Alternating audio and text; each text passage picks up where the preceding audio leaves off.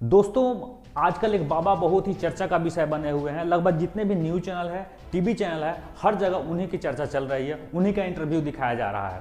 कुछ लोग उनके कार्य को अच्छा और चमत्कार समझकर बड़ाई कर रहे हैं, तो कुछ लोग उनके ऊपर जादू टोना और अंधविश्वास फैलाने का आरोप लगा रहे हैं। वजह चाहे जो भी हो, लेकिन अचानक ये बाबा इतने चर्चा का विषय क्यों बन गए, कैसे बन गए?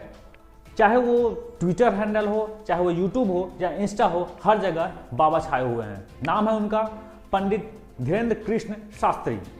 तो आखिर कौन है धीरेन्द्र कृष्ण शास्त्री और क्या है बागेश्वर धाम की सच्चाई, क्या है बागेश्वर कृष्ण का इतिहास? तो चलिए इस वीडियो के माध्यम से पूरे डिटेल को जानते हैं, उनके इतिहास को जानते हैं कि आखिर कहाँ से आए हैं ये बाबा पंडित धीरेन्द्र कृष्ण शास्त्री। तो आइए वीडियो को शुरू करते हैं। उससे पहले आप लोगों ने अगर मेरे चैनल को सब्सक्राइब नहीं किया हो तो प्लीज़ सब्सक्राइब कर ले, क्योंकि आप ही की वजह से मैं वीडियो बना पाता हूँ और आपके सामने ला पाता हूँ। तो चलिए वीडियो को शुरू करते हैं। बागेश्वर धाम मंदिर जो मध्य प्रदेश के छतरपुर में गढ़ा नामक गाँव में है, के पीठाधीश्वर है पंडित धीरेन्द्र कृष्ण शास्त्री। ये मंदिर हमेशा से इतना बड़ा और इतना मशहूर नहीं था। बहुत पुराने समय में इस गांव में एक मरघट था। पहाड़ी नामक इस पहाड़ पर भगवान शिव की एक मूर्ति हुआ करती थी, जहां पंडित भगवान दास गर्ग पुजारी हुआ करते थे, जिन्होंने भगवान शिव के सानिध्य में ही हनुमान जी की एक मूर्ति स्थापित कर दी थी। ये भगवान दास गर्ग मौजूदा पंडित धीरेन्द्र कृष्ण शास्त्री के दादा थे। भगवान दास गर्ग यहीं अपना दरबार लगाया करते थे। उन्होंने इस मंदिर का जीर्णोद्धार करवाया। सन 1989 में उन्होंने एक विशाल महायज्ञ करवाया था। उसके बाद यह मंदिर बालाजी के नाम से प्रसिद्ध हो गया। दोस्तों, इस जगह का नाम पहली बार धीरेन्द्र शास्त्री के वजह से या जादू टोना के वजह से नहीं हुआ है।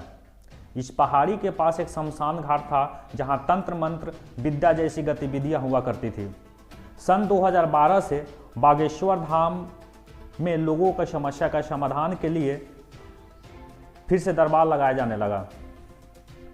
अब ये दरबार दादा गुरु या भगवान दास नहीं, बल्कि उनके पोते पंडित धीरेन्द्र कृष्ण शास्त्री के द्वारा लगाया जाने लगा था। 4 जुलाई 1996 को पंडित धीरेन्द्र कृष्ण शास्त्री का जन्म हुआ था। दोस्तों, मैं बता दूं, उनके शिक्षा से जुड़ी अभी तक कोई जानकारी प्राप्त नहीं हुई है, लेकिन इतना जानकारी स्पष्ट है कि वो बचपन से ही रामायण की कथा सलीके से कहना शुरू कर चुके थे। धीरे धीरे लोगों ने उनको एक कथावाचक के रूप में जानने लगा और लोग कथावाचक की संज्ञा उनको प्रदान कर दी।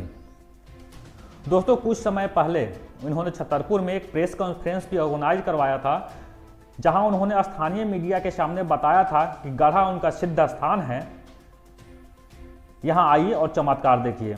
मीडिया ने जब उनसे सवाल किया कि कैसा चमत्कार है, तो उन्होंने बताया इस मंदिर में आप कोई भी बल्ब जलाए वो टूट जाता है, इसलिए यहाँ सिर्फ और सिर्फ दिए ही जलाए जा सकते हैं। यही है मंदिर का चमत्कार और यही है बालाजी की चमत्कार। लेकिन मीडिया ने इस पर कुछ खास दिलचस्पी नहीं दिखाई, थोड़ी बहुत रिकॉर्डिंग दिखाकर चुप हो गए।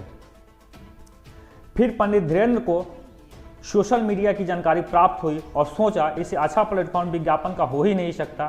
फिर शुरू हुआ यूट्यूब और ट्विटर। उसके बाद टीवी के धार्मिक चैनल पर भी ये दिखाई देने लगे। फिर ये अन्य पंडितों के साथ मिलकर धार्मिक पाठ करना शुरू कर दिया, जिससे लोगों के बीच में इनकी उपलब्धि बढ़ती चली गई।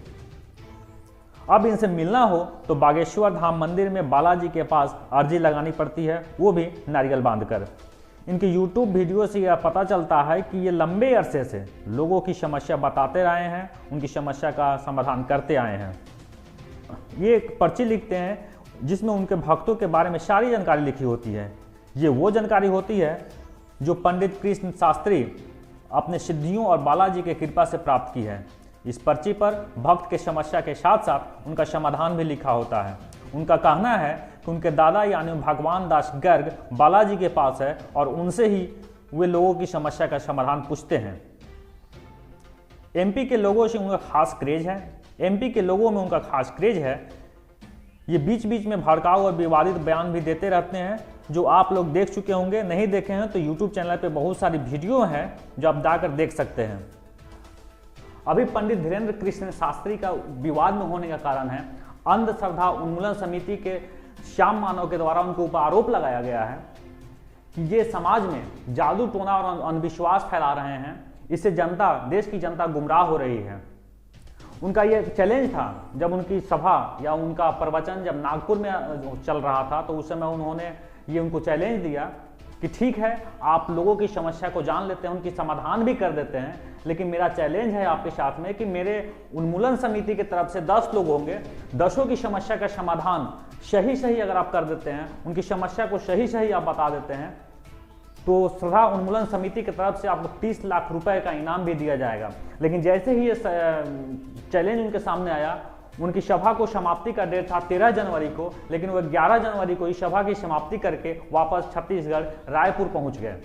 जब मीडिया वालों ने उनसे ये प्रश्न पूछा कि आपने चैलेंज एक्सेप्ट क्यों नहीं किया, तो उन्होंने कहा कि मेरे सामने किसी भी प्रकार की चैलेंज आया ही नहीं था और सभा का समापन 11 जनवरी को ही था।